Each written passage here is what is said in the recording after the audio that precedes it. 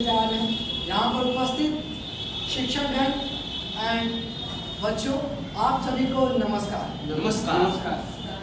तो अब हम लोग नाटक शुरू कर रहे हैं, तो इसलिए हटा के अपने मन का सारी टेंशन इधर लगाए, अपनी पूरी अटेंशन, खोल के अपने दिमाग का फाटक देखे आज का हमारा नाटक।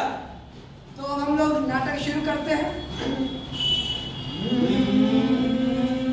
राम आएंगे आएंगे राम आएंगे, राम आएंगे आएंगे राम आएंगे, मेरे झोपड़ी के भाग आज खुल जाएंगे। राम आएंगे, मेरी झोपड़ी के भाग आज खुल जाएंगे। राम आएंगे, राम आएंगे तो अंगना सजाएंगे, दीप जला के दिवाली हम मनाएंगे। राम आएंगे तो अंगना सजाएंगे, दीप जला के दिवाली हम मनाएंगे। मेरे जन्मों के सारे पाप धुल जाएंगे। राम आएंगे, मेरे जन्मों के सारे पाप धुल जाएंगे। राम आएंगे, राम आएंगे आएंगे राम आएंगे, राम आएंगे आएंगे राम आएंगे, मेरे झोपड़ी के भाग आज खुल जाएंगे। राम आएंगे, मेरी झोपड़ी के भाग। क्या हुआ वीनू भाई, क्या हुआ? क्या हुआ भाई? ठीक तो हो ना भाई? भाई लगता है मेरी तबीयत फिर से खराब हो गई। ऐसा करते हैं, हम डॉक्टर साहब से मिलकर आते हैं, आप लोग घर जाइए। ठीक है वीनू भाई, अच्छे से जाना। हाँ, और अपना ख्याल रखिएगा। कल ऐसे फिर से करेंगे। ठीक है। ठीक है भाई, कल मिलेंगे। चलो चलो।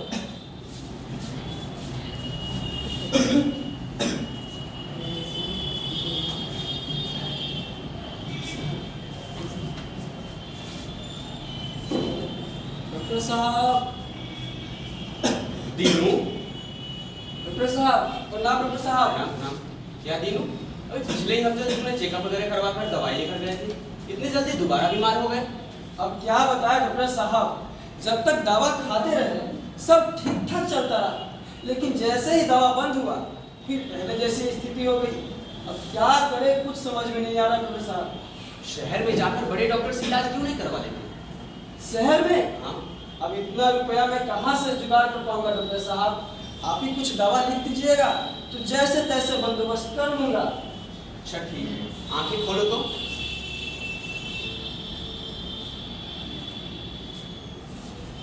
सांस लो अच्छे से।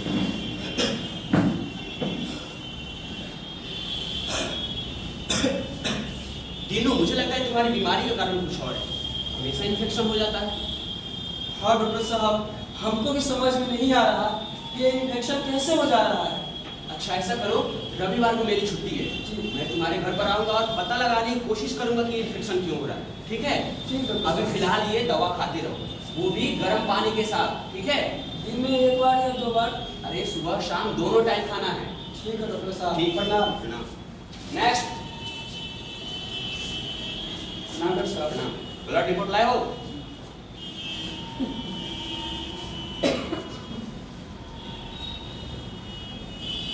क्या हुआ डॉक्टर साहब?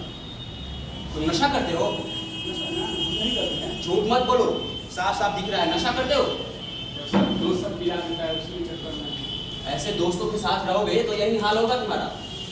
क्या बताएं डॉक्टर साहब, बड़ा कमीना है सब। हाँ डॉक्टर साहब सही बोल रहे हैं। हम जब पढ़ते थे ना बचपन में, इन जैसे ही छोटे बच्चों के साथ पढ़ते थे, तो हमारे भी डॉक्टर और टीचर सब बोलते थे कि संगत से गुण होत है, संगत से गुण जात। तब ना भाई आज समझ में हमको बात, उस समय तो समझ में नहीं आई। आप बोल रहे हैं तब आ रहा है।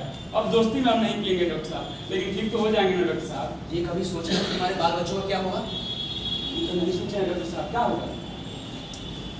अरे वो लोग बहुत प्रॉब्लम में फंस जाएंगे, तुम्हारे ना होने से उन लोगों को कौन पूछेगा? ये तो बात सही बोल रहे हैं। खाना कौन खिलाएगा? वो मेरी दीदी को जो दिन भर में 10 थलियाँ खाती है, उसको खाना कौन खिलाएगा? डॉक्टर साहब हम ठीक तो हो जाएंगे डॉक्टर साहब, बताइए ना।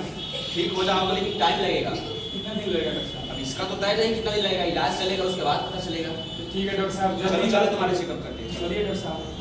डॉक्टर साहब जो बहुत नेक इंसान है, वो दिल के बहुत अच्छे हैं।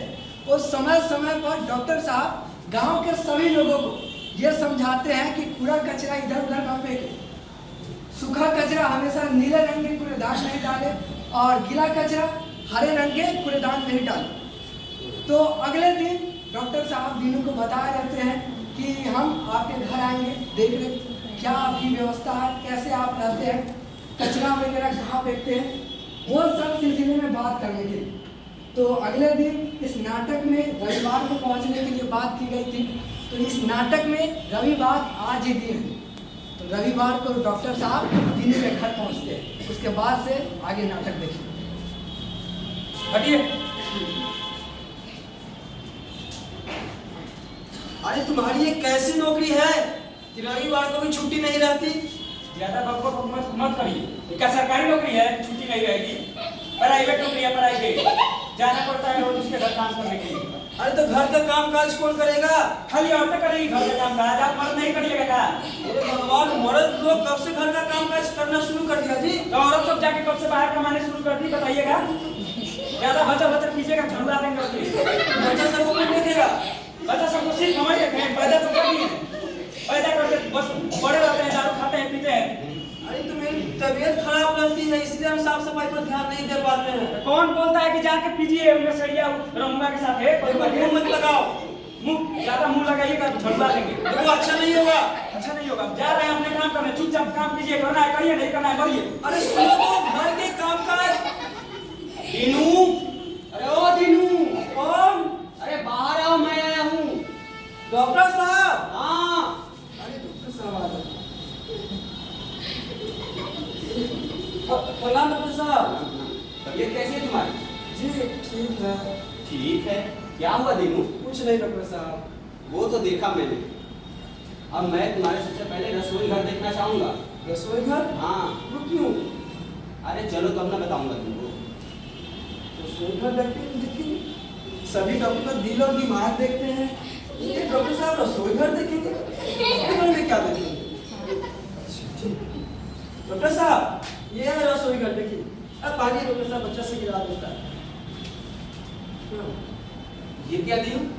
पीने का पानी बिल्कुल खुला रखा हुआ है, और ये चारों तरफ मकड़ी का जाल, साफ क्यों नहीं किया अभी तक? और ये सब्जी की छिलके यहीं पड़ी हुई है, क्यों?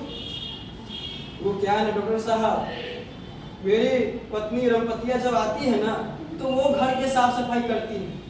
अब समझ में आ रहा है कि तुम्हारी ये स्थिति क्यों है। क्यों? बहुत ही गलत ढंग से जिंदगी जी रहे हो। देखो दिन, हवा में धूल कण उड़ते रहते हैं, जो हवा में बहते हुए निरंतर पानी के ऊपर परत दर परत जमा हो जाते हैं, और वही पानी तुम पीते हो। तो तुम पानी के साथ साथ उसमें जमे हुए धूलकण भी पी रहे हो, और ये सब्जी के छिलके या अन्य कचरे के कारण ढेर सारे मच्छर, मक्खी, नुकसानदायक जीवाणु, कीटाणु निरंतर तुम्हारे इर्द गिर्द फैलाकर तुम्हें हमेशा बीमार बनाए।